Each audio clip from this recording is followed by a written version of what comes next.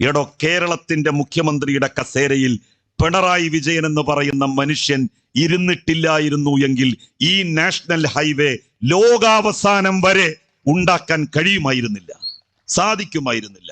ഏത് ജനവിഭാഗത്തിന്റെ പ്രശ്നങ്ങളായാലും ന്യായാന്യായവും നീതിയും നോക്കിയാണ് CPIM നിലപാട് സ്വീകരിച്ചിട്ടുള്ളത്. ഡൽഹിയിൽ പാർട്ടിക്ക് വലിയ വേരോട്ടമൊന്നുമില്ല. അവിടുത്തെ മുസ്ലിങ്ങളെ അന്യായമായി അകാരണമായി BJPയുടെ നേതൃത്വത്തിലുള്ള അവിടുത്തെ development authority, Delhi development authority കുടിയൊഴിപ്പിക്കുന്ന ഘട്ടത്തിൽ ആ JCBയുടെ മുന്നിൽ ചെന്ന് ധൈര്യസമേതം ഇത് ചെയ്യരുത് എന്ന് പറയാൻ സഖാവ് ബൃന്ദ കാരാട്ട് മുന്നോട്ട് വന്നത് അവിടെ CPIM മത്സരിക്കുമ്പോൾ അവിടുത്തെ മുസ്ലിങ്ങളുടെ മുഴുവൻ വോട്ട് കിട്ടണം എന്നുള്ള പ്രതീക്ഷയിലല്ല. അവിടെ മുസ്ലിം ജനവിഭാഗത്തോട് ചെയ്തത് കൊടും ക്രൂരതയാണ്. അതുകൊണ്ട് അതിനെ ഞങ്ങൾ പല്ലും നഖവും ഉപയോഗിച്ച് എതിർക്കും എന്നായിരുന്നു CPIMന്റെ സമീപനം. കോടതിയിൽ പോയി ഒരു വിധി സമ്പാദിച്ചു. ആ വിധിയുടെ കോപ്പിയുമായി JCBയുടെ തുമ്പിക്കൈന്റെ മുന്നിൽ ചെന്ന് നിന്ന് അരുത് എന്ന് പറയാൻ സഖാവ് ബൃന്ദ കാരാട്ട് കാണിച്ച സ്ഥൈര്യം മുസ്ലിം ലീഗിന്റെ നേതാക്കന്മാർക്ക് എന്തേ ഉണ്ടാകാതെ പോയത്? ഇന്ത്യ മഹാരാജ്യത്ത് അത്തരം ഒരു നിലപാട് ഏതെങ്കിലും ഒരു വിഷയത്തിൽ മുസ്ലിം ലീഗ് എടുത്തിട്ടുണ്ടോ, കോൺഗ്രസ് എടുത്തിട്ടുണ്ടോ? ഗുജറാത്തിൽ കലാപം നടന്നു. കലാപബാധിത പ്രദേശം സന്ദർശിക്കാൻ മുഴുവൻ പാർട്ടികളുടെ നേതാക്കന്മാരും ഉടനടി പോകണമെന്ന് ആദ്യമായി ആവശ്യപ്പെടുന്നത് ഇടതുപക്ഷ പാർട്ടികളാണ്. അങ്ങനെയാണ് ഓൾ പാർട്ടി ഡെലിഗേഷൻ ഗുജറാത്ത് സന്ദർശിക്കുന്നത്. ഗുജറാത്തിൽ അഹമ്മദാബാദിൽ നമുക്കറിയാം, കോൺഗ്രസിന്റെ 10 വർഷക്കാലം MP ആയിരുന്ന എഹ്സാൻ ജഫ്രി എന്ന് പറയുന്ന നേതാവിനെ അദ്ദേഹത്തിന്റെ വീട്ടിൽ അഭയം തേടിയ 60 മനുഷ്യരെ അടക്കം ആ വീട്ടിലിട്ട് പച്ചക്ക് ചുട്ടുകൊന്നു. എഹ്സാൻ ജഫ്രി തന്റെ വീട് സംഘ് പരിവാരങ്ങൾ, ഹിന്ദുത്വ തീവ്രവാദികൾ തന്നെയും തന്റെ വീട്ടിൽ അഭയം തേടിയവരെയും കൊല്ലാൻ വേണ്ടി വളഞ്ഞിരിക്കുന്ന വിവരം അദ്ദേഹത്തിന് അറിയാവുന്ന എല്ലാ നേതാക്കന്മാരെയും വിളിച്ചറിയിച്ചു. അതിൽ അന്നത്തെ മുഖ്യമന്ത്രി നരേന്ദ്രമോദി ഉണ്ടായിരുന്നു, കോൺഗ്രസിന്റെ നേതാവ് സോണിയാഗാന്ധി ഉണ്ടായിരുന്നു. ആരും അദ്ദേഹത്തെ രക്ഷിക്കാൻ വേണ്ടി മുതിർന്ന് മുന്നോട്ട് വന്നില്ല. അതിന്റെ ഫലം എഹ്സാൻ ജഫ്രിയും അദ്ദേഹത്തിന്റെ കുടുംബവും അദ്ദേഹത്തിന്റെ വീട്ടിൽ അഭയം തേടിയവരും നിഷ്ഠൂരമായി കൊല ചെയ്യപ്പെട്ടു, പച്ചക്ക് ചുട്ടുകൊല്ലപ്പെട്ടു എന്നുള്ളതാണ്. മണിപ്പൂരിൽ ക്രൈസ്തവ സമൂഹത്തെ ഇല്ലാതാക്കാൻ വേണ്ടി, അവരെ വിപാടനം ചെയ്യാൻ വേണ്ടി എത്ര ക്രൂരമായ നരനായാട്ടാണ് അവിടുത്തെ സർക്കാരിന്റെ പിന്തുണയോടുകൂടി RSSകാരും BJP സംഘവും നടത്തിയത്. അതിനെതിരായി ശക്തമായി ശബ്ദിക്കാനും സ്ഥലം സന്ദർശിക്കാനും ആരാ മുന്നോട്ട് വന്നത്? CPIMന്റെ MPമാരുടെ ഡെലിഗേഷൻ അല്ലാതെ മണിപ്പൂരിൽ പ്രശ്നം കത്തി നിൽക്കുന്ന ഘട്ടത്തിൽ ഏത് പാർട്ടിയുടെ നേതാക്കന്മാരാണ് പോയത്? കോൺഗ്രസ് നേതാക്കന്മാർ ഡൽഹിയിലെ AICC ആഫീസിലിരുന്ന് പ്രസ്താവനകൾ നടത്തുക എന്നതിനപ്പുറം അവിടം സന്ദർശിക്കാൻ എന്നാണ് തയ്യാറായത്? ഒരു വിഷയത്തിലും നല്ല ഒരു നിലപാട് സ്വീകരിക്കാൻ, ശക്തമായ ഒരു നടപടി സ്വീകരിക്കാൻ കോൺഗ്രസിന് കഴിഞ്ഞില്ല. ബാബറി മസ്ജിദ് തകർക്കപ്പെട്ട സംഭവം ഇല്ലായിരുന്നു എങ്കിൽ നരേന്ദ്രമോദി ഇന്ത്യയിൽ പ്രധാനമന്ത്രിയുടെ കസേരയിലേക്ക് വരുമായിരുന്നില്ല എന്ന് നിരീക്ഷിക്കുന്ന പണ്ഡിതന്മാർ ഏറെയാണ്. ബാബറി മസ്ജിദ് തകർക്കപ്പെടുന്ന ദിവസം 1992 ഡിസംബർ 6-ാം തീയതി ആരായിരുന്നു ഇന്ത്യയുടെ പ്രധാനമന്ത്രി? കോൺഗ്രസുകാരനായ നരസിംഹറാവു. അന്ന് അദ്ദേഹം ബാബറി മസ്ജിദ് തകർക്കാൻ വന്ന LK അദ്വാനിയുടെയും ഉമാഭാരതിയുടെയും നേതൃത്വത്തിലുള്ള സംഘ് പരിവാർ ആക്രമണ കൂട്ടത്തെ ഇന്ത്യയുടെ പട്ടാളത്തെ ഉപയോഗിച്ച് തടഞ്ഞിരുന്നു എങ്കിൽ BJPക്ക് ഇത്ര വലിയ രാഷ്ട്രീയമായിട്ടുള്ള മേൽക്കൈ ഇന്ത്യയിൽ കിട്ടുമായിരുന്നില്ല. ലോകത്തിലെ ഏറ്റവും വലിയ സൈനിക ശക്തികളിൽ ഒന്നാണ് ഇന്ത്യ. മാലിദ്വീപിൽ അവിടുത്തെ പ്രസിഡന്റായിരുന്ന കയ്യൂമിനെ ഒരു സംഘം തീവ്ര സ്വഭാവമുള്ള ആളുകൾ അധികാരത്തിൽ നിന്ന് പുറത്താക്കി. ആ സമയത്താണ് ഇന്ത്യയുടെ പട്ടാളം അവിടേക്ക് ഇരച്ചു ചെന്ന് കയ്യൂമിനെ സ്ഥാനഭ്രഷ്ടമാക്കിയ അതേ സ്ഥലത്ത് അദ്ദേഹത്തെ പുനഃപ്രതിഷ്ഠിച്ച് എല്ലാ തീവ്ര സ്വഭാവമുള്ള ആളുകളെയും തുരത്തി 3 മണിക്കൂറിനുള്ളിൽ ഇന്ത്യയിൽ തിരിച്ചെത്തിയത്. ഇന്ത്യയുടെ ശക്തിയുടെ ഊക്കാണ് അന്ന് നമ്മൾ കണ്ടത്. 1992 ഡിസംബർ 6-ാം തീയതി ബാബറി മസ്ജിദ് തകർക്കാൻ വേണ്ടി ഈ വർഗീയവാദികളായിട്ടുള്ള സംഘ് പരിവാരങ്ങൾ ഇരച്ചു വന്നപ്പോ ഇന്ത്യയുടെ 1000 പട്ടാളക്കാരെ തോക്കുകൊടുത്ത് ബാബറി മസ്ജിദിന്റെ ചുറ്റും നിരത്തി നിർത്തിയിരുന്നു എങ്കിൽ ഒരാളും ആ ആരാധനാലയത്തിന്റെ മസ്ജിദിന്റെ അങ്കണത്തിലേക്ക് കാലെടുത്തു വെക്കുമായിരുന്നില്ല.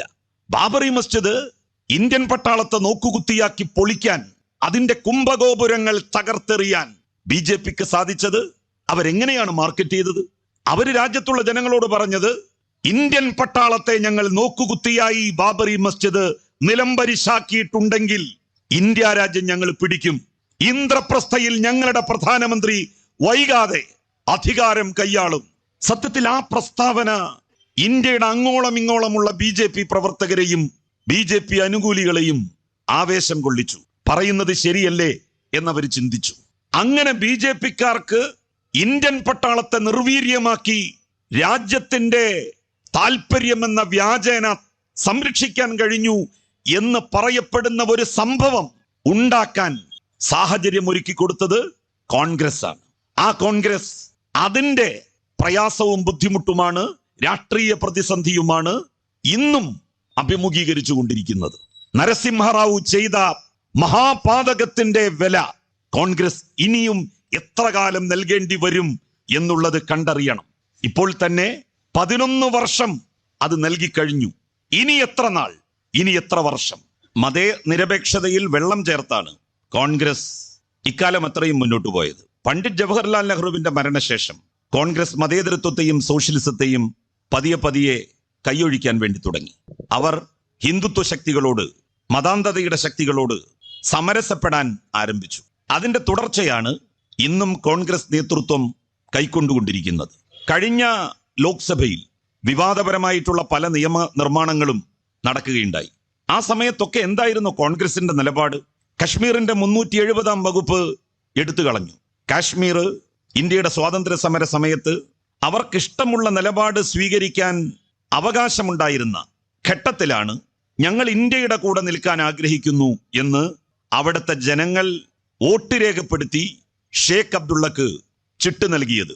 അതിന്റെ അടിസ്ഥാനത്തിലാണ് ഷേഖ് അബ്ദുള്ള കശ്മീർ പാകിസ്ഥാന്റെ കൂടെയല്ല, ഇന്ത്യയുടെ കൂടെയാണ് നിൽക്കാൻ ആഗ്രഹിക്കുന്നത് എന്ന് പ്രഖ്യാപിച്ചത്. അങ്ങനെ ഒരു പ്രഖ്യാപനം ഷേഖ് അബ്ദുള്ള നടത്തിയതിനും ഒരു സന്നിഗ്ധ ഘട്ടത്തിൽ ഒരു സ്വതന്ത്ര രാജ്യമായി നിൽക്കണമോ അതല്ല പാകിസ്ഥാന്റെ കൂടെ പോകണമോ ഇന്ത്യയുടെ ഭാഗത്ത് അണിചേർന്ന് നിൽക്കണമോ എന്നീ 3 ചോദ്യങ്ങൾ ഒരു ജനതയുടെ മുന്നിൽ ഉന്നയിക്കപ്പെട്ട ഘട്ടത്തിൽ ആ സമൂഹം ഇന്ത്യയുടെ പക്ഷത്ത് നിൽക്കാൻ തീരുമാനിച്ചതിന് ഇന്ത്യ ഗവൺമെന്റ് അവർക്ക് കൊടുത്ത സമ്മാനമായിരുന്നു 370-ാം വകുപ്പ്. ഇന്ന് നമ്മൾ 370-ാം വകുപ്പിനെ കുറിച്ച് ചിന്തിക്കുമ്പോൾ അതിന് വലിയ പ്രസക്തിയും പ്രാധാന്യവും ഒന്നും കാണില്ല. പക്ഷെ അന്ന് അങ്ങനെ ആയിരുന്നില്ല. അന്ന് കാശ്മീരിലെ ജനങ്ങൾക്ക് ബ്രിട്ടീഷുകാര് എന്ത് നിലപാട് സ്വീകരിക്കണമെന്നുള്ളതിനെ സംബന്ധിച്ച് തീരുമാനമെടുക്കാനുള്ള അവകാശം നൽകി. ആ അവകാശത്തിന്റെ അടിസ്ഥാനത്തിൽ അവർ തീരുമാനിച്ചു ഇന്ത്യയുടെ കൂടെ നിൽക്കണം. അങ്ങനെ ധീരമായ, പക്വമായ, നയതന്ത്രപരമായ ഒരു തീരുമാനം കശ്മീർ ജനത കൈക്കൊണ്ടതിന്റെ വെളിച്ചത്തിലാണ് പണ്ഡിറ്റ് ജവഹർലാൽ നെഹ്റു ഉൾപ്പെടെയുള്ള ഇന്ത്യയുടെ ദേശീയ നേതാക്കന്മാർ കശ്മീരിന് പ്രത്യേകമായിട്ടുള്ള ഒരു പദവി സമ്മാനിച്ചത്. ആ പദവിയുടെ എടുത്തുകളയൽ ആ ജനതയോട് ചോദിച്ചതിന് ശേഷം ആകാമായിരുന്നല്ലോ.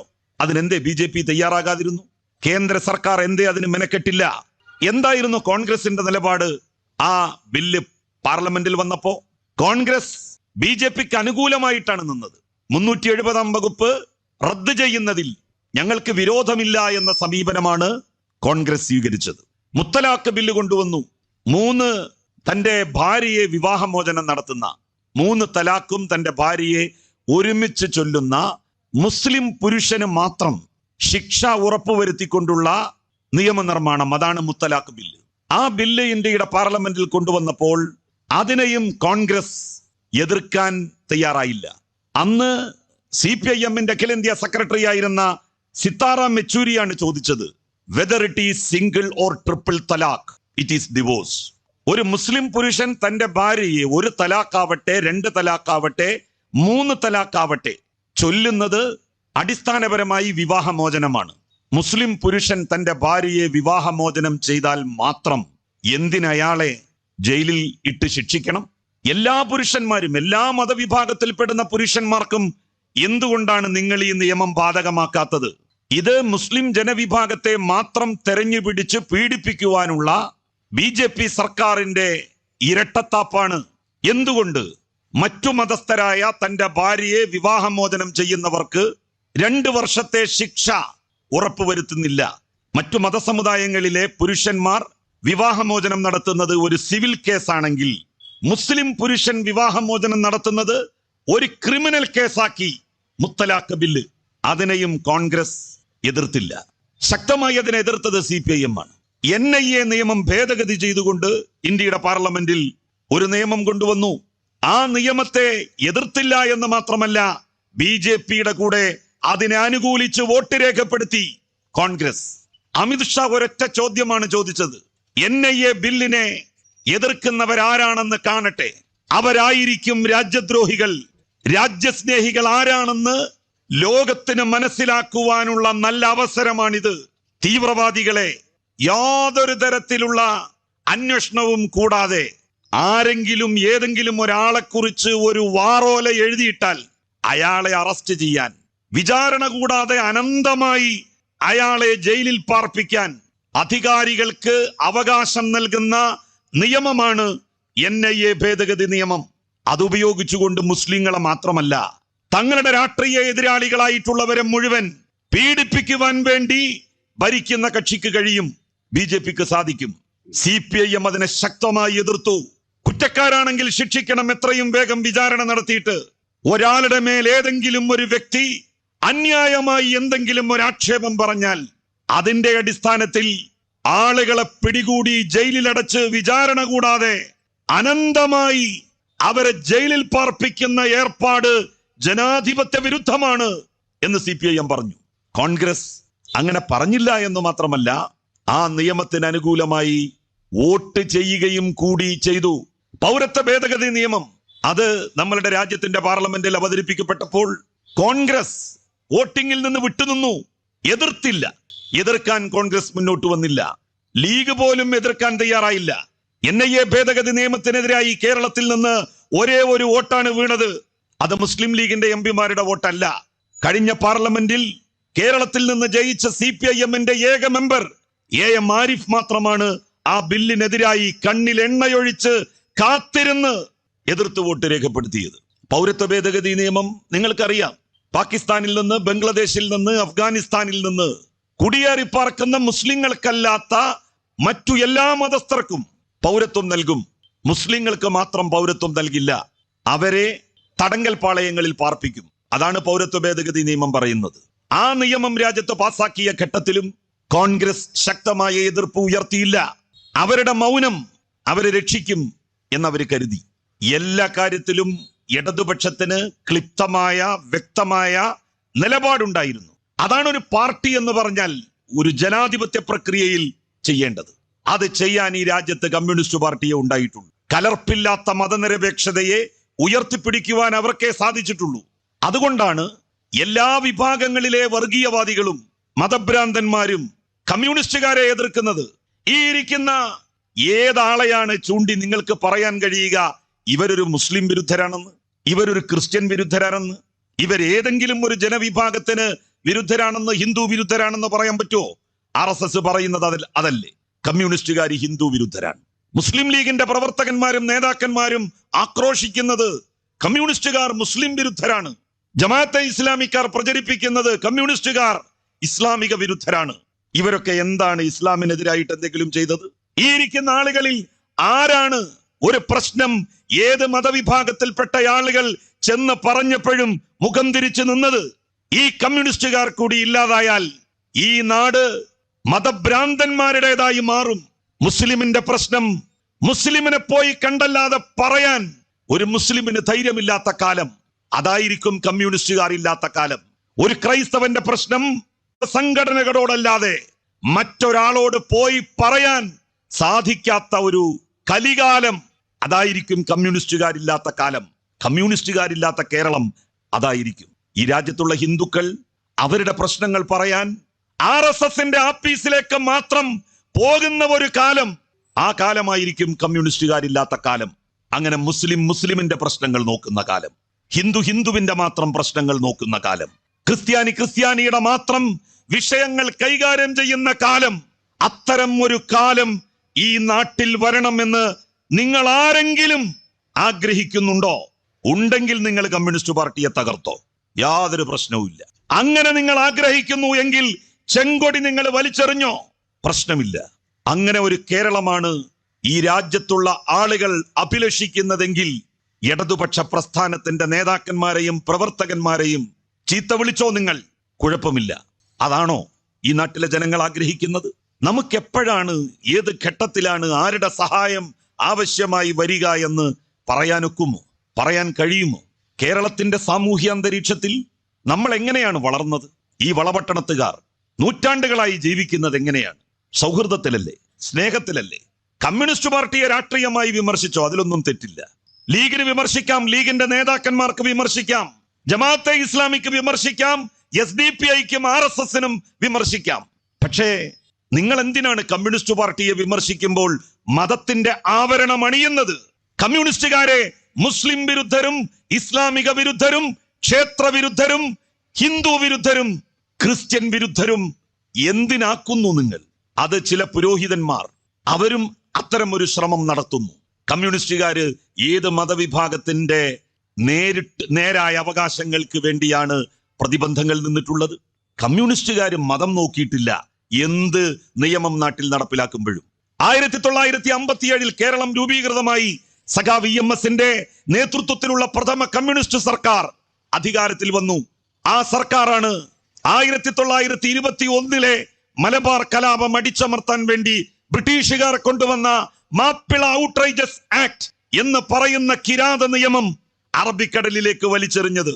കേരളത്തിൽ അധികാരത്തിൽ വന്ന പ്രഥമ കമ്മ്യൂണിസ്റ്റ് ഗവൺമെന്റ് ആണ്. 10,000-കണക്കിന് പാവപ്പെട്ട മാപ്പിള കർഷകർക്ക് അവര് കൂര കെട്ടി താമസിച്ചിരുന്ന വീട്ടിൽ നിന്ന്, അവരുടെ കൃഷിയിടങ്ങളിൽ നിന്ന് അന്യായമായി ഭൂജന്മിമാർ കുടിയിറക്കരുത് എന്ന് പറഞ്ഞുകൊണ്ടുള്ള കുടിയൊഴിപ്പിക്കൽ നിരോധന നിയമം കൊണ്ടുവന്നത്.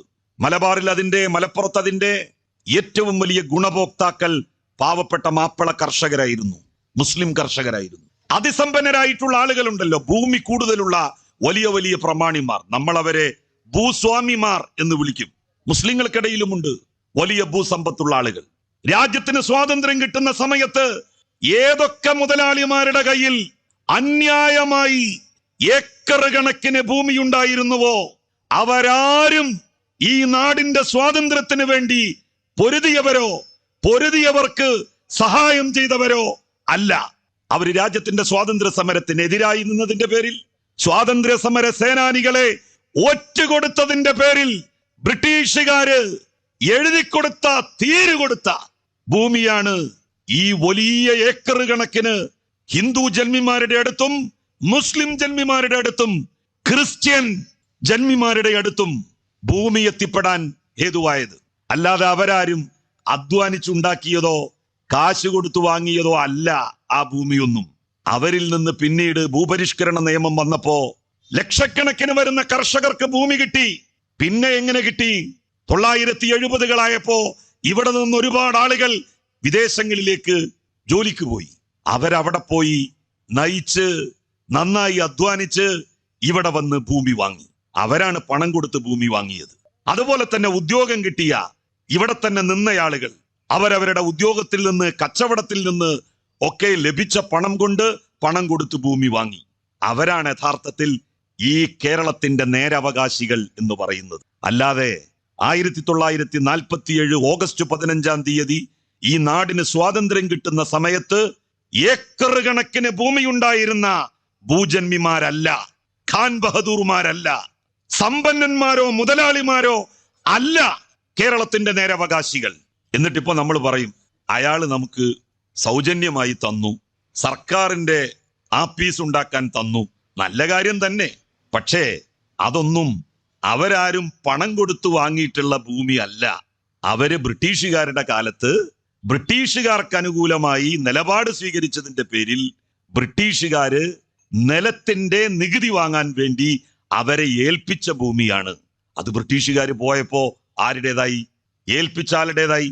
മലപ്പുറത്ത് ഒരുപാട് സമ്പന്നന്മാരായിട്ടുള്ള മാപ്പിളമാരുണ്ടായിരുന്നു, കുറച്ച്, ഒരുപാടല്ല കുറച്ച്. ആ കുറച്ച് മാപ്പിളമാർക്ക് വലിയ ഭൂസ്വത്ത് ഉണ്ടായിരുന്നു. അവരവിടുത്തെ വലിയ പ്രമാണിമാരാണ്. ആ പ്രമാണിമാര് 21 കലാപകാരികളെ ഒറ്റുകൊടുത്തവരാണ്. ആലി മുസ്ലിയാരെ ഒറ്റുകൊടുത്തവരാണ്. വാര്യംകുന്നത്ത് കുഞ്ഞഹമ്മദാജിയെ ഒറ്റുകൊടുത്ത് ബ്രിട്ടീഷുകാരിൽ നിന്ന് ഖാൻ ബഹദൂർ പട്ടം സ്വീകരിച്ച് ഭൂമിയുടെ ഉടമസ്ഥാവകാശം കൈവശപ്പെടുത്തിയവരാണ്. സാധാരണക്കാരുടെ കൂടെ നിൽക്കാൻ അന്നും കമ്മ്യൂണിസ്റ്റ് പാർട്ടിയെ ഉണ്ടായുള്ളൂ.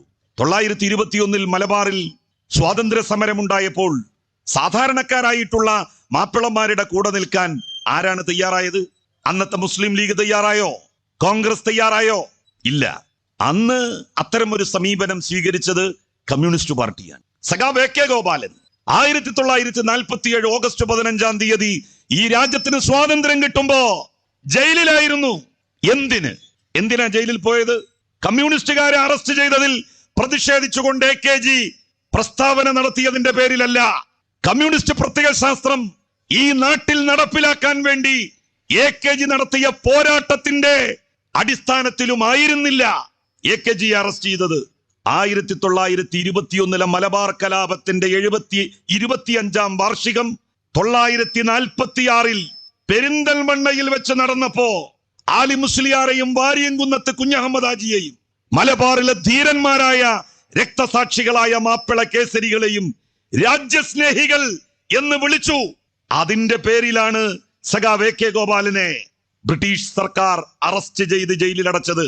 സ്വാതന്ത്ര്യം കിട്ടി, കോൺഗ്രസ് ഗവൺമെന്റ് എല്ലാവരെയും മുക്തരാക്കി, ജയിൽ മോചിതരാക്കി, എല്ലാ രാഷ്ട്രീയ തടവുകാരെയും. AKGയെ അപ്പോഴും വിട്ടില്ല. ആ സമയത്തും കോൺഗ്രസ് സർക്കാർ വിട്ടില്ല. എന്താ AKG ചെയ്ത തെറ്റ്? മലബാറിൽ ഏറനാട്, വള്ളുവനാട് താലൂക്കുകളിൽ പാവപ്പെട്ട മുസ്ലിം കർഷകർ ജന്മിമാർക്കെതിരായി, ഹിന്ദു ജന്മിമാർക്കെതിരായി, മുസ്ലിം ജന്മിമാർക്കെതിരായി നടത്തിയിട്ടുള്ള പോരാട്ടം, ആ പോരാട്ടത്തിന് നേതൃത്വം നൽകുകയും ബ്രിട്ടീഷുകാരുടെ വെടിയേറ്റ് മരിക്കുകയും ചെയ്ത പാവപ്പെട്ട മനുഷ്യർ രാജ്യസ്നേഹികളാണ് എന്ന് സഖാവ് എ കെ ഗോപാലൻ പ്രഖ്യാപിച്ചു. ആ പ്രഖ്യാപനമാണ് AKGയെ അറസ്റ്റ് ചെയ്യാൻ പ്രേരിപ്പിച്ചത്. ഹിച്ച്കോക്ക് എന്ന് പറയുന്ന ഒരു കളക്ടർ ഉണ്ടായിരുന്നു, മലബാറിലെ കളക്ടർ. അദ്ദേഹമാണ് വാഗൺ ട്രാജഡി ദുരന്തം ഉൾപ്പെടെ നിരവധി ക്രൂരകൃത്യങ്ങൾക്ക് നേതൃത്വം നൽകിയത്. ആ ഹിച്ച്കോക്കിന് ഒരു സ്മാരകം പണിതു ബ്രിട്ടീഷ് ഗവൺമെന്റ് മലപ്പുറത്തിന്റെ വിരിമാറിൽ. ആ സ്മാരകം ആരാ പൊളിച്ചത്? ലീഗുകാരാണോ പൊളിച്ചത്? കോൺഗ്രസ് ആണോ പൊളിച്ചത്?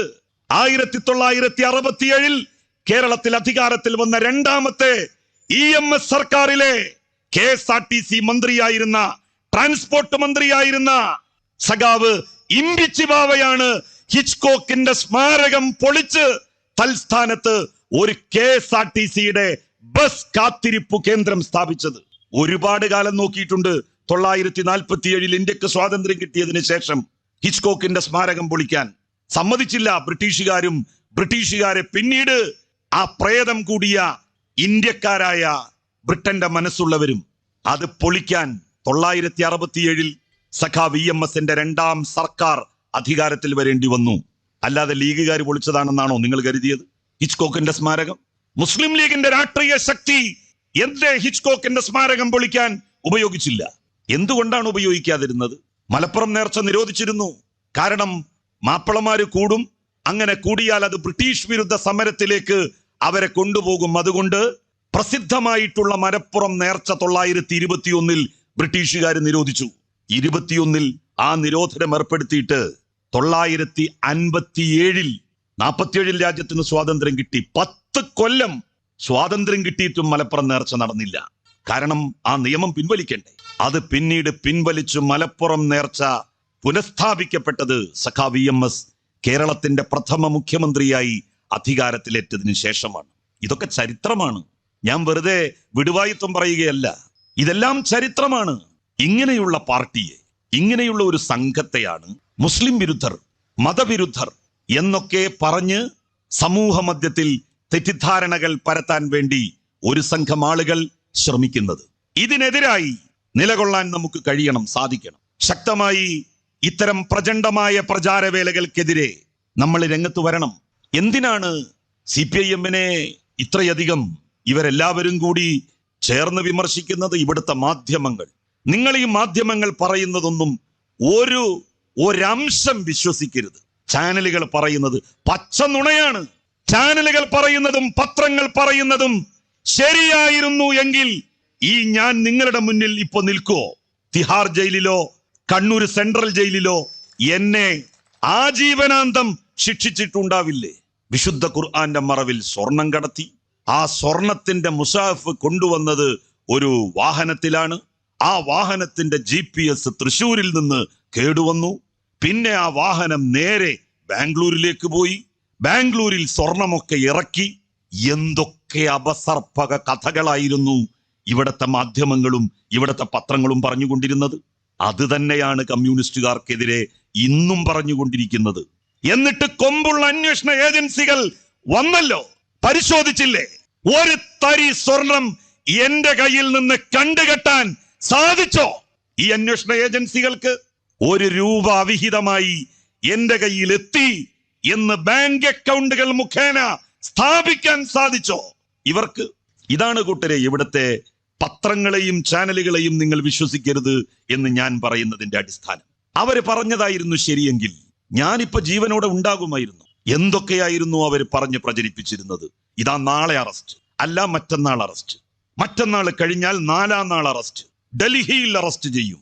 ഞാൻ കാശ്മീർ പോയപ്പോ ഒരു കുറിപ്പെഴുതി. ലോകത്തെ എല്ലാ രാജ്യക്കാരും അങ്ങനെ തന്നെയാണ് പറയുന്നത് ആ പ്രദേശത്തെ കുറിച്ച്. UNO അടക്കം അങ്ങനെയാണ് പറയുന്നത്. അങ്ങനെ ഒരു വാക്ക് ഞാൻ മാത്രമല്ല, പണ്ഡിറ്റ് ജവഹർലാൽ നെഹ്റു പറഞ്ഞിട്ടുണ്ട്. ശ്രീമതി ഗാന്ധിയുടെ കാലത്ത് അവർക്ക് കരൺ സിംഗ് ഉൾപ്പെടെ എഴുതിയ കത്തിടപാടുകളിൽ എല്ലാം ഒരു പ്രദേശത്തെ കുറിച്ച് പറഞ്ഞ വാക്കാണ് ഞാൻ ഉപയോഗിച്ചത്. അതിന്റെ പേരിൽ എന്തൊക്കെ ബഹളം! ഇവിടുത്തെ പത്രമാധ്യമങ്ങൾ എന്നെ അറസ്റ്റ് ചെയ്യിപ്പിച്ച് അടങ്ങൂ എന്ന മട്ടിലായിരുന്നില്ലേ? ജലീൽ ഡൽഹിയിൽ നിന്ന് തടി തപ്പി, ഡൽഹി പോലീസ് കേരളത്തിലേക്ക്, ഇതാ അറസ്റ്റ് ചെയ്യുന്നു. എന്തോലൊക്കെയാണ് ഉണ്ടായത്? അവസാനം ഡൽഹി കോടതി ആ പരാതി എടുത്ത് ചവറ്റുകൊട്ടയിലേക്ക് വലിച്ചെറിഞ്ഞില്ലേ? ഇതാണ് ചാനൽ മുറിയിലിരുന്ന് വാർത്ത പറയുന്ന ഒരുത്തൻ പറയുന്നതും ഒരുത്തി പറയുന്നതും ഒരു ലെവലേശം വിശ്വസിക്കരുത് നമ്മൾ. അതിൽ സത്യമില്ല, സത്യത്തിന്റെ അംശമില്ല. സഖാവ് പിണറായി വിജയൻ കേരളത്തിന്റെ മുഖ്യമന്ത്രിയാണ്. ഞാൻ ഉണ്ടാവുമ്പോ ഞാൻ പറയും സഖാവിന് കുറച്ചൊരു സമാധാനം ഉണ്ടായിരുന്നു. കാരണം എന്താ വെച്ചാൽ കുറെ എന്റെ നേർക്ക് ഇങ്ങനെ വന്നോളൂ. ഇപ്പോ സഖാവ് പിണറായി വിജയനെ എന്തൊക്കെ തോന്നിവാസങ്ങളാണ് സഖാവ് പിണറായി വിജയനെ കുറിച്ച് പറയുന്നത്. എന്താണ് ഇവർക്ക് പിണറായി വിജയനോട് ഇത്ര ഈർഷ്യ, ഇത്ര ദേഷ്യം എന്താണ്? ഈ പകയുടെ കാരണം മറ്റൊന്നുമല്ല. കേരളത്തിൽ ഒരിക്കലും നടക്കില്ലെന്ന് കരുതിയിരുന്ന നിരവധി പദ്ധതികൾ ഈ കേരളത്തിൽ നടപ്പിലാക്കി. നാഷണൽ ഹൈവേയുടെ പണി പുരോഗമിച്ചുകൊണ്ടിരിക്കുകയാണല്ലോ. 8 കൊല്ലം മുമ്പ് UDF സർക്കാർ ജനസാന്ദ്രത കൂടിയ കേരളത്തിൽ 8 വരി പാത യാഥാർത്ഥ്യമാവില്ല, സ്ഥലം ഏറ്റെടുക്കാൻ കഴിയില്ല എന്ന് പറഞ്ഞ് പൂട്ടിവെച്ച ഫയലാണ് 1-ാം പിണറായി സർക്കാർ പൊടി തട്ടിയെടുത്തത്. കേരളത്തിന്റെ ഒരറ്റം മുതൽ മറ്റേ അറ്റം വരെ 2000-ഓളം ഏക്കർ സ്ഥലം വില കൊടുത്ത് ഏറ്റെടുത്തു. 2000 ഏക്കർ സ്ഥലം. വീട് പോയ ആളുകൾ ഉണ്ടായിരുന്നു, കടകൾ പോയ ആളുകൾ ഉണ്ടായിരുന്നു, കെട്ടിടങ്ങൾ പോയ ആളുകൾ ഉണ്ടായിരുന്നു. അവർക്കൊക്കെ കീശ നിറയെ പണം കൊടുത്തു, കൈ നിറയെ പണം കൊടുത്തു. പിണറായി വിജയൻ പറഞ്ഞു, നിങ്ങളുടെ അക്കൗണ്ടിൽ പണം വന്നതിന് ശേഷം നിങ്ങൾ ഒഴിഞ്ഞു തന്നാൽ മതി നിങ്ങളുടെ ഭൂമിയിൽ നിന്ന്. നിങ്ങളുടെ വീട് പോകുന്നുണ്ടെങ്കിൽ അങ്ങനെ ഒരു വീട് അത്യന്താധുനികമായി പുതിയ കാലത്ത് കയറ്റാൻ എത്ര രൂപ വരുമോ അത്ര രൂപ നിങ്ങൾക്ക് നൽകും. 1 കൊല്ലം നിങ്ങൾക്ക് വാടക വീട്ടിൽ താമസിക്കാനുള്ള വാടകയടക്കം സർക്കാർ നൽകും. നിങ്ങൾ നിങ്ങളുടെ പുരയിടത്തിൽ ഒരു വെണ്ടക്ക അതിന്റെ തൈ കുഴിച്ചിട്ടിട്ടുണ്ടെങ്കിൽ ആ വെണ്ടക്ക തൈക്ക്, വെണ്ടയുടെ തൈക്ക്, കൈപ്പയുടെ തൈക്ക് വരെ നഷ്ടപരിഹാരം ഗവൺമെന്റ് നൽകും. എല്ലാം കൊടുത്തില്ലേ? ഒരിക്കലും നടക്കില്ല എന്ന് കരുതിയിരുന്ന പദ്ധതി യാഥാർത്ഥ്യമായിക്കൊണ്ടിരിക്കും. പാറശാല വരെ നീണ്ടു നിവർന്നു കിടക്കുന്ന 8 വരി പാതയിലൂടെ സഞ്ചരിക്കാൻ ഞങ്ങളോടൊപ്പം ഉണ്ടാകണം എന്ന് ആദ്യമേ നിങ്ങളെ ഞങ്ങൾ ക്ഷണിക്കുകയാണ്. എടോ, കേരളത്തിന്റെ മുഖ്യമന്ത്രിയുടെ കസേരയിൽ പിണറായി വിജയൻ എന്ന് പറയുന്ന മനുഷ്യൻ ഇരുന്നിട്ടില്ലായിരുന്നു എങ്കിൽ ഈ നാഷണൽ ഹൈവേ ലോകാവസാനം വരെ ഉണ്ടാക്കാൻ കഴിയുമായിരുന്നില്ല, സാധിക്കുമായിരുന്നില്ല. അമ്മായിക്കളി കളിക്കണില്ല പിണറായി വിജയൻ എന്നാണ് ഇവരുടെയൊക്കെ ആക്ഷേപം. അമ്മായിക്കളി കളിക്കാൻ കുറേ നേതാക്കന്മാരുണ്ട് നമ്മുടെ നാട്ടിൽ. പക്ഷെ കർശനമായ തീരുമാനങ്ങൾ എടുത്ത് നടപ്പിലാക്കാൻ ചെങ്കൂറ്റമുള്ള ഒരാളെ ഇന്ന് കേരളത്തിലുള്ളൂ. അയാളുടെ പേരാണ് സഖാവ് പിണറായി വിജയൻ. എടോ, കോൺഗ്രസിന്റെയും ലീഗിന്റെയും 10,000 നേതാക്കന്മാരെ ഒരുമിച്ച് നിർത്തിയാലും നിങ്ങളുടെ നട്ടെല്ല് മുഴുവൻ എടുത്താലും പിണറായിയുടെ നട്ടെല്ലിന്റെ 4 അയലത്ത് അതുണ്ടാവില്ല. അതാണ് നിങ്ങളും പിണറായിയും തമ്മിലുള്ള വ്യത്യാസം. ഇവിടുത്തെ മാധ്യമങ്ങൾ എന്തൊക്കെയായിരുന്നു നാഷണൽ ഹൈവേക്ക് സ്ഥലമെടുക്കുമ്പോൾ സ്വീകരിച്ചത്? ഏതെങ്കിലും ഒരാള് വന്ന് എന്റെ സ്ഥലം എടുക്കുന്നു എന്ന് പറയുമ്പോഴേക്ക് അയാളുടെ ഫോട്ടോ പോയി പിടിക്കുന്നു. മലപ്പുറത്തൊക്കെ ജമാഅത്തെ ഇസ്ലാമിക്കാര്, SDPIക്കാര്, അവരുടെ കൂടെ ലീഗുകാര്, അവരെല്ലാം ഇറങ്ങി. അവർക്കാർക്കും പക്ഷെ അവിടങ്ങളിലൊന്നും സ്ഥലമുണ്ടായിരുന്നില്ല. ഇപ്പോ എന്തെങ്കിലും ഒരു സർക്കാർ പദ്ധതി വരുമ്പോഴേക്ക് ആളുകൾ ചാടിക്കയറി മുന്നോട്ട് വരികയാണ്. സ്ഥലം ഏറ്റെടുക്കുന്നുണ്ടോ? ഉണ്ടെങ്കിൽ ഇതാ നിന്റെ സ്ഥലം എടുത്തോളി എന്ന് പറഞ്ഞിട്ട് ഈ സർക്കാരിൽ ജനങ്ങൾ വിശ്വാസമർപ്പിച്ചു. ഒരിക്കലും നടക്കില്ല എന്ന് കരുതിയിരുന്ന നാഷണൽ ഹൈവേ 8 വരി പാത, സർവീസ് റോഡ് അടക്കം 8 വരി പാത, 2 ഭാഗത്തും 2 സർവീസ് റോഡുകൾ ഉൾപ്പെടെ 8 വരി പാതയുടെ നിർമ്മാണം യുദ്ധകാലാടിസ്ഥാനത്തിലാണ് പുരോഗമിച്ചുകൊണ്ടിരിക്കുന്നത്. ഗെയിൽ വാതക പൈപ്പ് ലൈൻ അത് അട്ടിമറിക്കാൻ എന്തൊക്കെയായിരുന്നു പറഞ്ഞിരുന്നത്. ഈ പൈപ്പ് പോയാൽ പിന്നെ ഹിരോഷിമയിലും നാഗസാക്കിയിലും പൊട്ടിയ പോലെയുള്ള ബോംബായിരിക്കും പൊട്ടുക. ആ ഭാഗത്തേക്ക് അടുക്കാൻ കഴിയില്ല. കുട്ടികൾ രാവിലെ 1 പോയി ഇരുന്നാൽ അല്ലെങ്കിൽ 2 പോയി ഇരുന്നാൽ അവറ്റകൾ പൊട്ടിത്തെറിക്കും. എന്തൊക്കെയായിരുന്നു പറഞ്ഞിരുന്നത്. ഇപ്പോ ആ പൈപ്പ് ലൈൻ ഇട്ട സ്ഥലത്ത് കൃഷി ചെയ്ത് ഞാറ് നട്ട് കൊയ്തുകൊണ്ടിരിക്കുകയാണ് ആളുകൾ, കൊയ്തുകൊണ്ടിരിക്കുകയാണ്. വല്ലതും പൊട്ടിയോ? ഗ്യാസ് പോയി തുടങ്ങിയിട്ടുണ്ട്. എറണാകുളത്ത് വീടുകളിൽ ഗ്യാസ് കണക്ഷൻ കൊടുത്തു തുടങ്ങി. പൈപ്പ് ലൈനിലൂടെ ഗ്യാസ് പോയിട്ട് ആർക്കെങ്കിലും എന്തെങ്കിലും പ്രശ്നം ഉണ്ടായോ? ആ പദ്ധതിയും പിണറായി വിജയൻ അല്ല കേരളത്തിന്റെ മുഖ്യമന്ത്രി എന്നുണ്ടെങ്കിൽ നടക്കുവോ? 4 ആളുകൾ ഉമ്മാക്കി കാണിച്ചാല് അതിന്റെ മുമ്പിൽ ഓച്ചാനിച്ച് നിന്ന് പിന്തിരിയുന്ന UDFന്റെ ഭരണകാലമല്ല സഖാവ് പിണറായി വിജയന്റെ ഭരണകാലം. കഴിഞ്ഞ വലിയ വേനൽ സമയത്ത് നമ്മളുടെ ആരുടെയെങ്കിലും വീട്ടിൽ ഒരു ഫാന് കറങ്ങാതിരുന്നിട്ടുണ്ടോ? എന്താ കാരണം? കൊച്ചി മുതൽ എടമൺ വരെ പവർ ഹൈവേ വലിയ പോസ്റ്റിൽ 5-8 വലിയ കമ്പി വലിച്ചുകൊണ്ടുള്ള ലൈൻ പോകുന്നില്ലേ? നിങ്ങൾ കണ്ടിട്ടില്ല? 380 കിലോമീറ്റർ ആ ലൈൻ വലിക്കാൻ തടസ്സം നിന്നു. എല്ലാവരും തടസ്സം നിന്നു. എല്ലാ മതവിഭാഗക്കാരും എല്ലാവരെയും സഖാവ് പിണറായി വിജയൻ വിളിച്ചു. ഭൂരിപക്ഷം ആളുകളും പറഞ്ഞു കൊണ്ടുപോട്ടെ, സംസ്ഥാനത്തിന്റെ നേട്ടത്തിനല്ലേ, ഈ നാടിന്റെ പുരോഗതിക്കല്ലേ.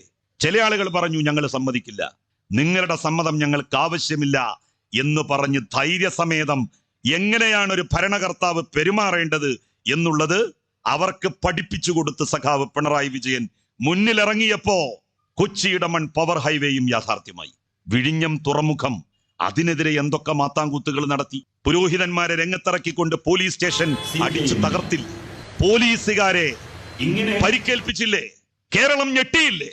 വിഴിഞ്ഞം തുറമുഖം പദ്ധതി നടക്കില്ല എന്ന് എല്ലാ ആളുകളും വിശ്വസിക്കുന്ന സ്ഥിതിയിലേക്ക് കാര്യങ്ങൾ പോയില്ലേ? ഒന്നും പറയാതെ എല്ലാം മനസ്സിലൊതുക്കി സഖാവ് പിണറായി വിജയൻ കേരളത്തിന്റെ പുരോഗതിയിലേക്ക് ഈ സംസ്ഥാനത്തെ വീണ്ടും നടത്തിച്ചു. അവസാനം ആ അസാമാന്യമായ ഉരുക്ക് മനുഷ്യന്റെ നിശ്ചയദാർഢ്യത്തിന് മുമ്പിൽ വിഴിഞ്ഞം പോർട്ടും തുറമുഖവും യാഥാർത്ഥ്യമായില്ലേ? വലിയ ചരക്ക് കപ്പലെത്തി ചരക്കിറക്കി പോയില്ലേ? എടോ, ഇതാണ് കാലം കരുതി വെച്ച ഭരണകർത്താവ് എന്ന് പറയുന്നത് സഖാവ് പിണറായി വിജയൻ. നിലപാടെടുത്ത് പോകാൻ കരുത്തുറ്റ ഭരണാധികാരികൾക്കേ സാധിക്കൂ. അത് സഖാവ് പിണറായി വിജയനാണ്. എന്നിട്ട് എന്തൊക്കെ തോന്നിവാസങ്ങൾ ഓരോരുത്തർ പ്രസംഗിക്കുന്നത് കേട്ടാൽ ലജ്ജിച്ച് തലതാഴ്ത്തി പോകും. എടാ എടോ എന്നൊക്കെ പറഞ്ഞുകൊണ്ടുള്ള പ്രഭാഷണം. അഴീക്കോട്ടെ മുൻ MLA എന്തൊക്കെയാണ് അദ്ദേഹം പറഞ്ഞുകൊണ്ടിരുന്നത്. അദ്ദേഹത്തിന് ഇപ്പോ കോടതിയിൽ നിന്ന് എഴുന്നേൽക്കാൻ സമയമില്ല. എന്നെ വെല്ലുവിളിച്ചതാണ് അഴീക്കോട്ടേക്ക്. അപ്പൊ ഞാൻ പറഞ്ഞു സുമേഷിനോട് ഞാൻ വരേണ്ട കാര്യമില്ല മലപ്പുറത്ത് നിന്ന്, സുമേഷെ എന്നെ നോക്കിക്കാളാന്ന് പറഞ്ഞു. അങ്ങനെ കൊട്ടക്കൈലോളം പോകുന്ന സുമേഷാണ് ഈ വലിയ വെല്ലുവിളി വീരനെ തോൽപ്പിച്ച് മറമാടിയത്. ഇപ്പൊ ഇവിടെ നിൽക്കാൻ ധൈര്യമില്ല. അപ്പൊ മലപ്പുറത്ത് എന്നോട് മത്സരിക്കാൻ പറയാം. ഞാൻ പറഞ്ഞു ഞാനിപ്പോ 4 തവണ തുടർച്ചയായിട്ട് മത്സരിച്ച് ജയിച്ചു. മലപ്പുറത്ത് നിന്ന് തുടർച്ചയായി 4 തവണ ജയിക്കുന്ന ആദ്യത്തെ ഇടതുപക്ഷക്കാരനാണ് ഞാൻ. അപ്പൊ ഞാൻ പറഞ്ഞു ഇനി ഞാന് പാർലമെന്ററി രാഷ്ട്രീയത്തിലേക്കില്ല, ഇനി പൊതു രാഷ്ട്രീയ രംഗത്ത് മറ്റു കാര്യങ്ങൾ എഴുത്ത്, ഇതുപോലെ പ്രസംഗം, സെമിനാർ അങ്ങനെ പോകാനാണ് എനിക്ക് താല്പര്യം എന്ന് പറഞ്ഞു. അപ്പൊ അവിടെ വന്ന് പ്രസംഗിച്ചിരിക്കുക. മലപ്പുറത്ത് എവിടെയെങ്കിലും മത്സരിക്കാൻ ധൈര്യമുണ്ടോ? പിന്നെ ഞാൻ 4 തവണ മത്സരിച്ചത് ചന്ദ്രനില്ല. മുഹമ്മദ് അലി ക്ലേണ്ട് പണ്ട് ബോക്സിംഗ് നിർത്തി, അദ്ദേഹം റിട്ടയർ ചെയ്തു. അതിനുശേഷം പിന്നെ മുഹമ്മദ് അലി ക്ലേനെ ബോക്സിങ്ങിന് വെല്ലുവിളിച്ച ആളുകളെ പോലെ അവിടെ വന്ന് ഇപ്പൊ എന്റെ ചെലവിൽ എങ്ങനെയെങ്കിലും അവിടെ വരണം, അവിടെ മലപ്പുറത്ത് മത്സരിക്കണം. എന്താ അഴീക്കോട് പറ്റൂല? 10 കൊല്ലം ഈ നിയോജക മണ്ഡലത്തിലെ ആളുകളെ സേവിച്ച മഹാനല്ലേ, ഇവിടെ എന്താ നിൽക്കാൻ ധൈര്യമില്ലാത്തത്? എന്തിനാണ് മണ്ഡലം മാറിപ്പോകുന്നത്? എന്തിനാണ് മലപ്പുറത്തേക്ക് ഓടി വരുന്നത്? ഇവിടെ നിൽക്ക്, ധൈര്യമുണ്ടെങ്കിൽ. സുമേഷ് മതി, ഞങ്ങളാരും വേണ്ട. ഓൻ ചെറുപ്പക്കാരനാ, കുട്ടിയാ, ഓൻ തന്നെ ധാരാളാ. ഇപ്പൊ നാട്ടുകാർക്ക് മനസ്സിലായി ഒരു MLA എങ്ങനെയാണ്, എങ്ങനെ ആയിരിക്കണം എന്നുള്ളത്. സുമേഷ് എത്താത്ത സ്ഥലങ്ങളില്ല, ആളുകൾക്ക് ഏത് സമയത്തും സുമേഷിനെ കാണാൻ ചെല്ലാം. അങ്ങനെ കമ്മ്യൂണിസ്റ്റ് പാർട്ടിക്ക് സ്വാധീനമുള്ള ഒരു മേഖലയാക്കി ഈ പ്രദേശത്തെ സുമേഷ് നേരത്തെ ഉള്ള ശക്തിയെ കൂടുതൽ ഊർജ്ജസ്വലമാക്കി മുന്നോട്ട് പോയിക്കൊണ്ടിരിക്കുകയാണ്.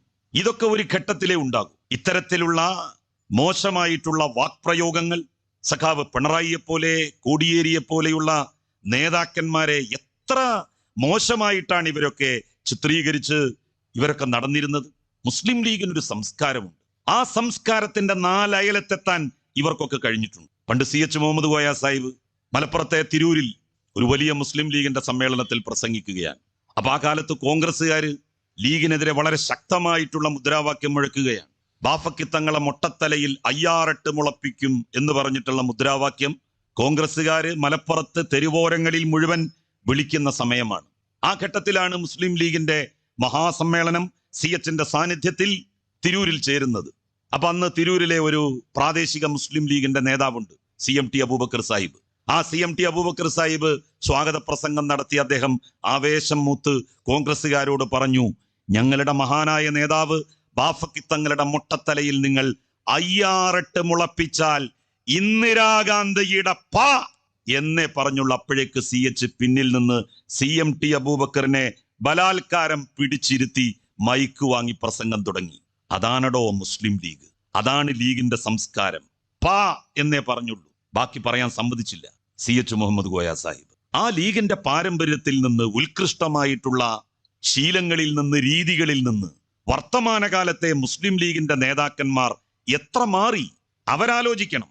ഞാൻ മുസ്ലിം യൂത്ത് ലീഗിന്റെ നേതൃപദവിയിൽ ഇരുന്നിട്ടുണ്ട്. നിങ്ങളുടെ പഴയ MLA, ഞാൻ ജനറൽ സെക്രട്ടറിയായ കമ്മിറ്റിയിൽ ട്രഷററായിരുന്നു. ഞങ്ങൾ അന്നൊക്കെ പ്രസംഗിക്കാറുണ്ട്. പക്ഷേ ഒരു വ്യക്തിയെ ഇങ്ങനെ മോശമായി ഞങ്ങൾ ആരെങ്കിലും കമ്മ്യൂണിസ്റ്റ് പാർട്ടിയെ വിമർശിച്ചിട്ടുണ്ട്. പക്ഷെ പിണറായി, എടാ പിണറായി എന്നൊക്കെ പറഞ്ഞ് എന്തൊരു മോശമായിട്ടുള്ള പദപ്രയോഗങ്ങൾ. ഇങ്ങനെയുള്ള ആളുകളെ ആയിരുന്നോ നിങ്ങൾ 10 കൊല്ലം ജയിപ്പിച്ചത്? സത്യത്തിൽ നിങ്ങളോട് മനസ്സിന്റെ ഏതോ ഒരു കോണിൽ ഇങ്ങനെയുള്ള ഒരാളെ ആണോ ഈ നാട്ടുകാർ ജയിപ്പിച്ചത് എന്ന് ചിലപ്പോഴെങ്കിലും ഓർക്കും. ചില കപടന്മാരുടെ കാപട്യം പുറത്തു വരാൻ കുറച്ച് വൈകി. അതാണ് നിങ്ങൾക്ക് സംഭവിച്ചത്. വൈകിയെങ്കിലും നിങ്ങൾ തെറ്റുതിരുത്തി സുമേഷിനെ പോലെ മിടുക്കനായ, മതനിരപേക്ഷത തന്റെ നെഞ്ചോട് ചേർത്ത് വെച്ച് പൊതുപ്രവർത്തനം നടത്തുന്ന ഒരു ചെറുപ്പക്കാരനെ നിങ്ങൾ കേരള നിയമസഭയിലേക്ക് അയച്ചു. അദ്ദേഹം കേരള നിയമസഭയിൽ മികച്ച പെർഫോമൻസ് ആണ് നടത്തുന്നത്. ആ കാര്യത്തിൽ എനിക്ക് വളരെ സ്നേഹവും ഇഷ്ടവും അദ്ദേഹത്തോടുണ്ട്.